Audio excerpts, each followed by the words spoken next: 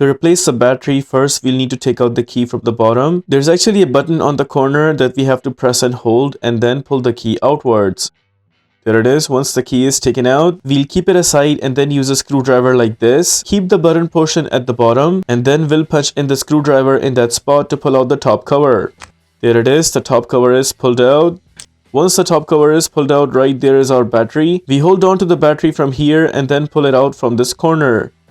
Just like that. That is how we take out the battery for this remote, and notice it is a CR1632 type battery. My battery is good, so I'll be installing it back, but if you have a new battery and you want to install it back, make sure the plus sign stays at the top. Then we slide it in from this end first. We make sure it's completely in from here and then press it all the way down. There it is, the battery is completely in. Now we'll go ahead and punch in the top cover. Top cover is in place. Make sure it's aligned properly from all over the edges. Then we will press it from both sides. One side is in, we'll press it from the other end. There it is, it's completely in from all over the edges. Now we'll go ahead and slide in the key. With that, we are done with the replacement of battery for this remote. If this video helps you in any way, please consider liking this video and subscribing to our channel.